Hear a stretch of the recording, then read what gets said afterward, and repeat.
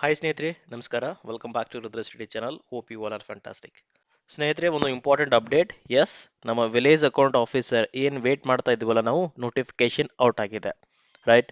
ಹೈದರಾಬಾದ್ ಕರ್ನಾಟಕ ಹಾಗೆ ನಾನ್ ಹೈದರಾಬಾದ್ ಕರ್ನಾಟಕ ಎರಡೂ ಜಿಲ್ಲೆಗಳಿಗೆ ಹೆಲ್ಪ್ ಆಗುವ ರೀತಿಯಲ್ಲಿ ಈ ಕರ್ನಾಟಕ ಪರೀಕ್ಷಾ ಪ್ರಾಧಿಕಾರದಿಂದ ನೋಟಿಫಿಕೇಶನ್ ಅನ್ನು ಹೊರಬಿಟ್ಟಿದ್ದಾರೆ. ಸೊ ದಿನಾಂಕನೂ ಕೂಡ ನೀವು ನೋಡ್ತಾ ಹೋಗ್ಬೋದು, 10/7/2026 ನಿನ್ನೆ ರಿಲೀಸ್ ಆಗಿರ್ತಕ್ಕಂಥದ್ದು. ಪ್ರಮುಖವಾಗಿ ಇಲ್ಲಿ ನಾನ್ ಎಚ್ ಕೆ ಅಂದರೆ ನಾನ್ ಹೈದರಾಬಾದ್ ಕರ್ನಾಟಕದಲ್ಲಿ ಒಟ್ಟು 505 ಹುದ್ದೆಗಳನ್ನು ಕಾಲ್ ಮಾಡಿರ್ತಕ್ಕಂಥದ್ದು. ಒಂದು ಒಳ್ಳೆಯ ಕಾಲ್ ಫಾರ್ಮ್ ಅನ್ನ ಈ ಸಲ ನೋಡ್ಬೋದು. ಯಾವ್ಯಾವ ಜಿಲ್ಲೆಗಳಿಗೆ ಎಷ್ಟೆಷ್ಟು ಹುದ್ದೆಗಳು ಖಾಲಿ ಇದಾವೆ ಅಂತ ನೀವು ಕಂಪ್ಲೀಟ್ ಲಿಸ್ಟ್ ಅನ್ನು ಕೂಡ ನೋಡ್ತಾ ಹೋಗ್ಬೋದು. ಬೆಂಗಳೂರು ಗ್ರಾಮಾಂತರ, ರೈಟ್, ಬೆಂಗಳೂರು ನಗರ, ಚಿತ್ರದುರ್ಗ, ತುಮಕೂರು, ಶಿವಮೊಗ್ಗ. ಪ್ರಮುಖವಾಗಿ ಇಲ್ಲಿ ಮಂಡ್ಯದಲ್ಲಿ ನೋಡ್ತಾ ಹೋದ್ರೆ ಹೈಯೆಸ್ಟ್ 50 ಹುದ್ದೆಗಳ ಕಾಲಾಗಿರೋದನ್ನ ನಾವು ನೋಡ್ತಾ ಇದ್ದೀವಿ. ಜೊತೆಗೆ ಮೈಸೂರಲ್ಲಿ 45, ಅದನ್ನ ಬಿಟ್ಟರೆ ಬೆಳಗಾವಿಯಲ್ಲಿ 48. ಈ ಮೂರು ಜಿಲ್ಲೆಗಳಲ್ಲಿ ಹೈಯೆಸ್ಟ್ ಆಗಿ ಕಾಲಾಗಿರ್ತಕ್ಕಂಥದ್ದು. ಅಫ್ಕೋರ್ಸ್ ತುಮಕೂರು ಕೂಡ ಇದೆ, ಇಲ್ಲೂ ಕೂಡ 50. ಟೋಟಲ್ ಈ 4 ಜಿಲ್ಲೆಗಳಲ್ಲಿ ಹೈಯೆಸ್ಟ್ ಕಾಲಾಗಿರ್ತಕ್ಕಂಥದ್ದು. ಸೊ ಟೋಟಲ್ ಆಗಿರೋ ಹುದ್ದೆ 505. ಹಾಗೆ ಇದಕ್ಕೆ ಯಾವುದಪ್ಪ ಎಜುಕೇಶನ್ ಎಲ್ಲಿ ತನಕ ಆಗಿರ್ಬೇಕು ಅಂತ ನೋಡ್ತಾ ಇದ್ರೆ ಜಸ್ಟ್ PUC ಅಥವಾ ತತ್ಸಮಾನ ವಿದ್ಯಾರ್ಥಿ ಇದ್ರೆ that is more than sufficient. Highest ಆಗಿರ್ತಕ್ಕಂಥ ಒಂದು ಕಾಂಪಿಟೇಷನ್ ನಾವು ಈ ಒಂದು ಎಕ್ಸಾಮ್ ಅಲ್ಲಿ ನೋಡ್ಬೋದು. ಯಾಕಂದ್ರೆ ಜಸ್ಟ್ PUC ಆಗಿರೋರು ಎಲ್ಲರೂ ಈ ಒಂದು ಪರೀಕ್ಷೆಗೆ ಅಪ್ಲೈ ಮಾಡ್ಬೋದು. ಯಾವುದಂದ್ರೆ ಗ್ರಾಮ ಆಡಳಿತಾಧಿಕಾರಿ ಅಥವಾ ನಾವು ಇಂಗ್ಲಿಷ್ನಲ್ಲಿ ವಿಲೇಜ್ ಅಕೌಂಟ್ ಆಫೀಸರ್ ಅಥವಾ ತಲಾಟಿ ಅಂತ ಕೂಡ ಕರಿತಾ ಹೋಗ್ತೇವೆ. ಜೊತೆಗೆ ಇನ್ನೊಂದು ಇಂಪಾರ್ಟೆಂಟ್ ಪಾಯಿಂಟ್ ಅನ್ನು ನೀವು ಗಮನಿಸ್ತಾ ಹೋಗ್ಬೋದು. ನಿಮಗೆಲ್ಲ ಗೊತ್ತಿರೋ ಹಾಗೆ ಮೀಸಲಾತಿಯನ್ನು ಕೊಟ್ಟಿರ್ತಕ್ಕಂಥದ್ದು. ನೇರ ನೇಮಕಾತಿ ಅಭ್ಯರ್ಥಿಗಳಲ್ಲಿ ಗರಿಷ್ಠ ವಯೋಮಿತಿಯನ್ನು ನೋಡ್ತಾ ಹೋದ್ರೆ 40 ವರ್ಷ, 43 ವರ್ಷ, 45 ವರ್ಷಗಳ ತನಕ ಇದೆ. ಆದರೆ ಇದು ಯಾವ ರೀತಿಯಾಗಿ ಅಂದರೆ ಇಲ್ಲಿ ಕ್ರಿಕೆಟಲ್ಲಿ ನಮಗೆ ವೈಭವ್ ಸೂರ್ಯವಂಶಿ ಮತ್ತು ಸಚಿನ್ ತೆಂಡೂಲ್ಕರ್ ನಡುವೆ ಕಾಂಪಿಟೇಷನ್ ಇದ್ದಿರುವ ರೀತಿಯಲ್ಲಿ, ರೈಟ್, ಅಷ್ಟು ವರ್ಷಗಳ ಗ್ಯಾಪ್ ಅಂದರೆ ನಮ್ಮ PUC ಮುಗಿಯೋಷ್ಟರಲ್ಲಿ ಎಷ್ಟಾಗಿರುತ್ತೆ ಏಜು, ಅಲ್ಲಿಂದ 40, 43, 45 ಇಷ್ಟು ವರ್ಷಗಳ ನಡುವಿನ ಗ್ಯಾಪ್ ಇರತಕ್ಕಂಥ ಎಲ್ಲರ ಎಕ್ಸಾಮನ್ನು ಬರೀಬಹುದಾಗಿದೆ. ಹಾಗಾದರೆ ಹೈಯೆಸ್ಟ್ ಆಗಿರ್ತಕ್ಕಂಥ ಅಪ್ಲಿಕೇಶನ್ಗಳು ಬರೋದನ್ನು ನಾವು ಇಲ್ಲಿ ನೋಡ್ತಾ ಹೋಗ್ತೀವಿ. ಅಫ್ಕೋರ್ಸ್ ಕಾಂಪಿಟೇಷನ್ ಜಾಸ್ತಿ ಇದ್ದಾಗ ನಮ್ಮ ಪ್ರಿಪ್ರೇಷನ್ ಕೂಡ ಚೆನ್ನಾಗಿರಬೇಕು. ಸೊ ನಮ್ಮ ಚಾನಲಲ್ಲಿ ಆಲ್ರೆಡಿ ವಿಲೇಜ್ ಅಕೌಂಟ್ ಆಫೀಸರ್ ಎಕ್ಸಾಮ್ಗೆ ಸಂಬಂಧಪಟ್ಟಿರ್ತಕ್ಕಂಥ ಹಲವಾರು ವಿಡಿಯೋಗಳು ಇದ್ದಾವೆ. ಕಂಪ್ಯೂಟರ್ ಆಗಿರ್ಬೋದು, ಕನ್ನಡ ವ್ಯಾಕರಣ ಆಗಿರ್ಬೋದು, ಇಂಗ್ಲೀಷ್ ಆಗಿರ್ಬೋದು, ಅವುಗಳೆಲ್ಲ ಲಾಭವನ್ನು ನೀವು ಪಡೆದುಕೊಳ್ಬೇಕು. ಸೊ ಅದಕ್ಕೆ ನೋಡ್ಬೋದು, ಇದು ಒಂದು ಮೀಸಲಾತಿಗೆ ಸಂಬಂಧಪಟ್ಟಿರ್ತಕ್ಕಂಥ ವಿಷಯ. 40 ವರ್ಷ ಸಾಮಾನ್ಯ ವರ್ಗ, ಪ್ರವರ್ಗ 2A 2B 3A 3Bಗೆ 43, ಕೊನೆಯದಾಗಿ SC STಗೆ ಬಂದ್ಬಿಟ್ಟು 45 ವರ್ಷಗಳ ಮೀಸಲಾತಿಯನ್ನು ನೀಡಿದ್ದಾರೆ.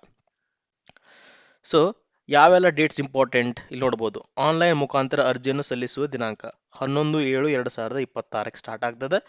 ಕೊನೆಯ ಆನ್ಲೈನ್ ಮುಖಾಂತರ ಅರ್ಜಿ ಸಲ್ಲಿಸುವ ಕೊನೆಯ ದಿನಾಂಕ ಅಂದರೆ 30. ಸೊ ಈ ತಿಂಗಳ ಲಾಸ್ಟ್ ಆಲ್ಮೋಸ್ಟ್. ಶುಲ್ಕ ಪಾವತಿ 31. ಸೊ ಈ ತಿಂಗಳ 11ನೇ ತಾರೀಕಿಗೆ ಆರಂಭಗೊಂಡು ಈ ತಿಂಗಳ 31ನೇ ತಾರೀಕು ತನಕ ನಿಮಗೆಲ್ಲ ಅವಕಾಶವನ್ನು ಕಲ್ಪಿಸಿಕೊಟ್ಟಿದ್ದಾರೆ. ಸೊ ನಿಧಾನವಾಗಿ ಯಾವುದೇ ತಪ್ಪುಗಳನ್ನು ಮಾಡಲಾರದೆ ಶಾಂತ ರೀತಿಯಿಂದ ಕೂತ್ಕೊಂಡ್ಬಿಟ್ಟು ಅಪ್ಲಿಕೇಶನನ್ನು ಹಾಕಿ. ಮೊನ್ನೆ PC ಎಕ್ಸಾಮ್ಗೆ ಅಪ್ಲೈ ಮಾಡ್ತಕ್ಕಂಥ ಸಂದರ್ಭದಲ್ಲಿ ಹಲವಾರು ಜನ ನನಗೆ ಮೆಸೇಜು ಮತ್ತು ಕಾಲ್ಸ್ಗಳನ್ನು ಮಾಡಿದ್ರಿ. ಸರ್ ನಮ್ಮದು ಜೆಂಡರ್ ತಪ್ಪಾಗಿದೆ, ಸರ್ ನಮ್ಮದು ಡೇಟ್ ಆಫ್ ಬರ್ತ್ ತಪ್ಪಾಗಿದೆ, ಅಥವಾ ನಮ್ಮದು ಸ್ಪೆಲ್ಲಿಂಗ್ ಮಿಸ್ಟೇಕ್ ಆಗಿದೆ. ಸೊ ಆ ರೀತಿಯಾಗಿರ್ತಕ್ಕಂಥ ಕೆಲಸವನ್ನು ಇಲ್ಲಿ ಮಾಡ್ಕೊಳ್ಳೋಕೆ ಹೋಗಬೇಡಿ. ನಿಧಾನವಾಗಿ ಒಂದು 10 ನಿಮಿಷ ನೀವು ಕೂತ್ಕೊಂಡ್ಬಿಟ್ಟು ಪ್ರಾಪರಾಗಿ ಅಪ್ಲೈ ಮಾಡಿದರೆ ಮುಗಿದೋಯ್ತು. ಸೊ ಇಷ್ಟು ವರ್ಷ ಕಷ್ಟಪಟ್ಟು ಓದಿರ್ತೀರಾ, ಸೊ ಏನಕ್ಕೋಸ್ಕರ ಈ ಥರದ ಮಿಸ್ಟೇಕ್ಸ್ನೆಲ್ಲ ಮಾಡೋದಲ್ವಾ? ಸೊ ಅದಕ್ಕೋಸ್ಕರ ಕಾಮ್ ಆಗಿರಿ. ನೆಕ್ಸ್ಟ್ ಶುಲ್ಕದ ವಿವರನ ನೋಡ್ತಾ ಹೋದರೆ ಸಾಮಾನ್ಯ ಅಂದರೆ 2A 2B 3A 3B ಅವರಿಗೆ 750 ರೂಪಾಯಿನ ನೀಟ್ಟಿದ್ದಾರೆ.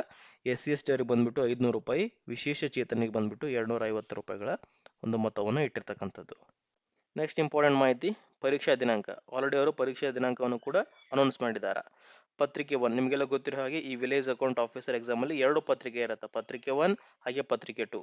ಪತ್ರಿಕೆ 1 ನೀಡತಕ್ಕಂಥದ್ದು 4/10/2026 ಬೆಳಗ್ಗೆ 10:00 12:00ವರೆಗೆ. ಪತ್ರಿಕೆ 2 4/10/2026 ಅದೇ ದಿವಸ ಮಧ್ಯಾಹ್ನ 2:00 4:00 ನಡೆಸ್ತಕ್ಕಂಥದ್ದು. ಏನೇನಿರ್ತದೆ ಸಿಲೆಬಸ್?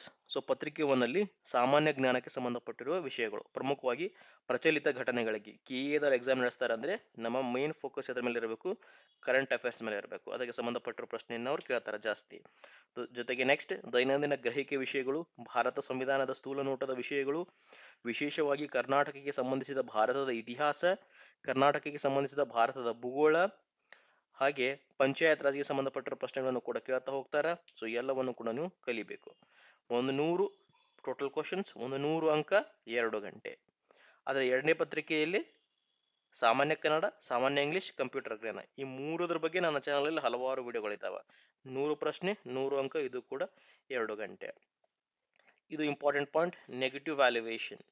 ಸೊ ಎಷ್ಟು ಗೊತ್ತಿರುತ್ತಲ್ಲ ಒಂದು ಕ್ಯಾಲ್ಕುಲೇಷನ್ ಮಾಡಿ ಆನ್ಸರನ್ನು ಹಾಕಬೇಕು. ಎಲ್ಲವನ್ನು ಹಾಕಿ ಬರ್ತೀವಿ ಅಂದರೆ definitely you are in the wrong direction. ಯಾಕಂದರೆ ಅಲ್ಲಿ ಋಣಾತ್ಮಕ ಮೌಲ್ಯಮಾಪನ ಇದೆ, ನೆಗೆಟಿವ್ ಮಾರ್ಕಿಂಗ್ ಇದೆ. ಅದಕ್ಕೋಸ್ಕರ keep it in your mind. So ಗೊತ್ತಿರೋದನ್ನು ಮಾತ್ರ ಹಾಕಿ. ಸಪೋಸ್ ನೀವು ಇನ್ನೂ ಕೆಲವೊಂದಿಷ್ಟು ಆನ್ಸರ್ ಮಾಡಬೇಕಂದ್ರೆ ಕ್ಯಾಲ್ಕುಲೇಟಿವ್ ಆಗಿ ಎಷ್ಟನ್ನು ಆನ್ಸರ್ ಮಾಡಿದರೆ ಎಷ್ಟೋ ನೆಗೆಟಿವ್ ಅಂಕ ಹೋಗಬಹುದು ನಿಮಗೆ ಡೌಟಲ್ಲಿರ್ತಕ್ಕಂಥ ಪ್ರಶ್ನೆಗಳನ್ನು. ಸರಿನಾ? ಸೊ ಮತ್ತಿನ್ನಕ್ಕೆ ತಡ, 11 ಅಂದರೆ ಇವತ್ತಿನ ದಿನ ಈ ಒಂದು ನೇಮಕಾತಿಯ ಪ್ರಕ್ರಿಯೆ ಅಪ್ಲಿಕೇಶನ್ ಆರಂಭಗೊಂಡಿದೆ. ಯಾರೆಲ್ಲ ಇಂಟ್ರೆಸ್ಟೆಡ್ ಇದ್ದೀರಾ ಅಪ್ಲಿಕೇಶನ್ ಹಾಕಿ ಅಂತ ಹೇಳ್ತಾ ವಿಡಿಯೋನ ಮುಗಿಸೋಣ. ನಮಸ್ಕಾರ.